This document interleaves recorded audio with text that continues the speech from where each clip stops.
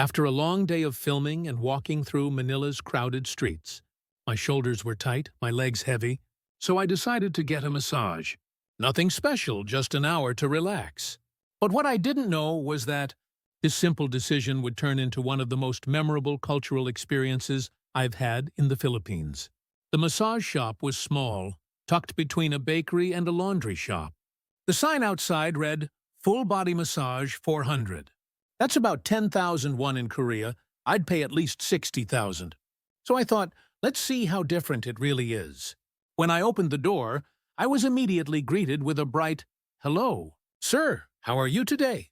Not the quiet nod I'd get in Korea.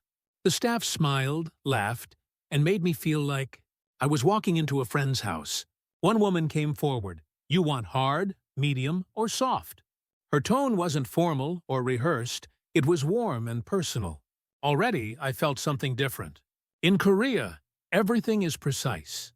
Reception desk, form to fill out, locker key, calm spa music. Here, it was simple sandals off, sit down, relax. No clipboard, no membership card, just trust.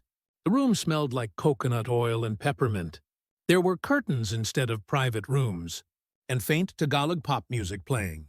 But the energy was good, comfortable, human, real. Before starting, the therapist asked, "You from Korea, sir?" When I said yes, she smiled. "Ah, BTS country." We both laughed. That broke the ice completely. Then she said softly, "If too strong, just tell me. I want you to sleep good." That one sentence, "I want you to sleep good," already told me this wasn't just about service. It was about care. She started the massage with firm hands, using oil that smelled like menthol and eucalyptus. Her touch was confident but gentle. She didn't rush. She asked how I felt, adjusted. The pressure, even laughed when my shoulders made a cracking sound. It wasn't robotic, it was relational. Lying there, I thought about how different this was from back home. In Korea, a massage is about professionalism, quiet, efficient, often wordless. Here, it was conversation, connection, and kindness. It wasn't a service. It was an exchange. By the time she said, "Okay, sir," finished, I wasn't just relaxed, I was moved. Somehow, in 1 hour, a stranger made me feel like a friend. And that, I realized, was the real difference. In the Philippines, even a massage carries heart. The moment I stepped inside the massage room, I could already feel how different this was going to be. No dim hallway, no whispering staff, no spa fragrance trying too hard, just a small space divided by curtains, soft light from a desk lamp, and the quiet hum of a fan. It felt lived in, not designed. The therapist handed me a towel and said, "You can change, sir. No rush." Her voice was gentle but not formal, and that small phrase, "no rush," instantly lowered my guard. In Korea, you'd hear, "Please change quickly. We'll start soon." Here it was the opposite. Everything about the place told me, "Take your time." I lay on the bed, and she covered me with a warm towel before starting. No stopwatch, no countdown, no sense that she had another client waiting. The sound of Tagalog pop music played softly from a small speaker. Through the thin curtain, I could hear another therapist laughing with her client. It didn't feel unprofessional, it felt human. She started with my shoulders, pressing slowly with her palms. The rhythm wasn't mechanical like a routine she memorized. It was intuitive. She adjusted the pressure as if she could sense where I was holding stress. Every few minutes she asked, "Okay, sir? Too hard?" And when I said perfect, she smiled softly. "Good. You relax." What surprised me most wasn't the technique. It was the conversation. She asked if I liked the Philippines, what food I'd tried, where I stayed. At first, I answered politely, but soon I found myself actually talking about travel, food, even life in Korea. In Korea, massage rooms are silent here. They're social. I realized I wasn't just being treated, I was being cared for. Halfway through, she stopped for a moment and said, "You work hard, sir. You're back very tired." The way she said it wasn't casual. It felt like genuine concern. And that moment made me think in the Philippines, service isn't about performance. It's about presence. As she moved to my arms and legs, I noticed how she treated each motion like it mattered. Even the smallest gesture carried sincerity. She wasn't trying to impress me, she was trying to help me rest. That's a big difference. When the session ended, she placed her hand gently on my shoulder and said, "Okay, sir, finish. You feel better now?" I said yes, and I meant it. Not just physically, but emotionally. Because the space might have been small, but the warmth inside it felt endless. About 20 minutes into the session, I realized this wasn't just a massage, it was communication without words. Every press, every pause, every movement had meaning. In Korea, most therapists follow a strict rhythm, start with the back, move to the arms, then legs, finish with shoulders. It's precise, professional, and timed perfectly. Here in the Philippines, it was different. There was rhythm, yes, but also empathy.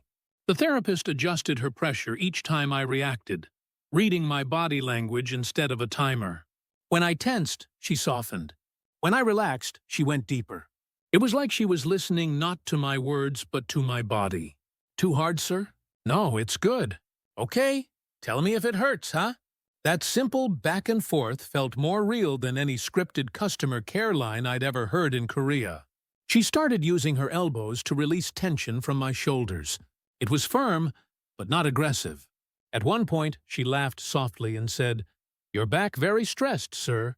"You work too much." I laughed too, because she was right. Even lying there, I was thinking about filming angles and subtitles. She noticed and said, "Now no work, only relax." And I thought maybe that's the most Filipino sentence I've ever heard. There's a softness here that doesn't mean weakness. It's a kindness that flows naturally into every action. In Korea, service is about precision, doing things perfectly. In the Philippines, it's about intention, doing things sincerely. As she continued, she started humming softly to the background music. It wasn't part of the service, it was just her being herself. That authenticity filled the room. It reminded me how rare it is, in big cities, to feel someone genuinely caring about your comfort without pretending. When she finished my back, she said, "Okay, sir, I stretch your legs now. Just relax." She stretched my legs slowly, making sure I was comfortable. Her tone was calm, not mechanical. In that quiet, I thought about how every country defines good service differently. Korea measures it by skill and speed. The Philippines measures it by heart.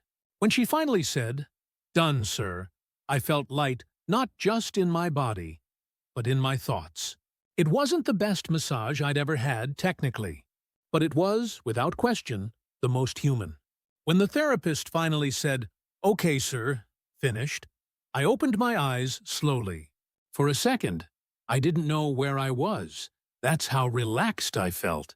In Korea, massages always end the same way: clean towel, quick thank you, and a checkout slip waiting at the counter. Here, it ended differently, with a smile, a short conversation, and genuine warmth. She handed me a cup of warm ginger tea and said, "Drink, sir. Good for the body." The tea wasn't part of a package deal. It wasn't on the menu. It was simply kindness. I asked how much I owed, and she said, 400 only. 400, about 10,001. In Korea, that would barely cover a 10-minute shoulder massage. Here, it covered a full hour, with sincerity included. I handed her 500 and said, "Keep the change." She smiled wide, almost surprised. "Thank you, sir. You come back next time, huh?" There was no scripted politeness, just genuine gratitude. What struck me most wasn't the price difference, but the value difference. In Korea, we often think good service means perfect execution. In the Philippines, it means human connection. The way she checked if I was comfortable, the care in her voice, the small laughter during the session, all of that made the experience feel richer than any luxury spa. Before leaving, I looked around the small room again. Simple wooden floors, faint coconut scent, slow ceiling fan, and soft Tagalog pop still playing in the background. Nothing fancy, but everything felt right.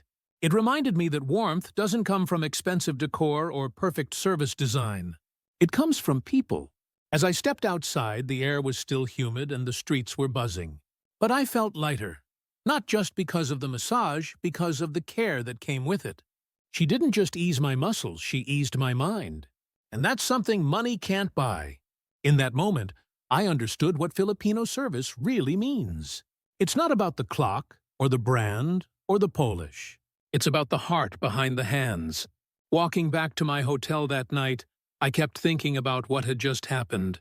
I went in expecting a simple massage, but I walked out realizing I had learned something about people, about what service really means.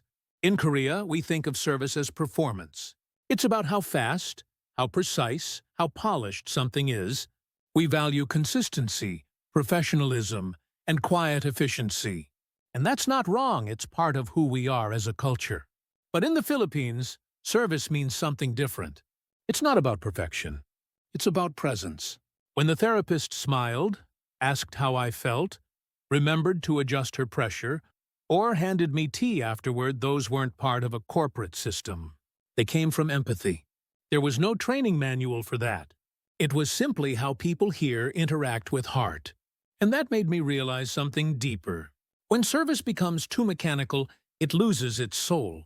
When it becomes too emotional, it loses its structure. But here, somehow, they found the balance, a kind of natural warmth that feels both human and effortless. I thought back to Korea's service industry, hotels, spas, cafes where everything runs perfectly but often feels distant. Here, nothing runs perfectly, yet everything feels genuine. Even with limited resources, people manage to create comfort through care, not cost. The price of the massage 400 didn't reflect the value I received. Because the real value wasn't relaxation, it was connection. Someone took the time to understand me, even for just an hour. That kind of sincerity can't be priced. As I reached the hotel, I smiled.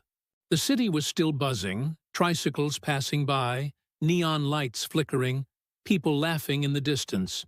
And I thought maybe that's the beauty of the Philippines. Even in the smallest places, with the simplest things, people give you something real. That night, I didn't just sleep better because of the massage. I slept better because I felt something rare, human kindness in its purest form. In the Philippines, service isn't a job. It's a gesture of care. And maybe that's what the world needs a little more of.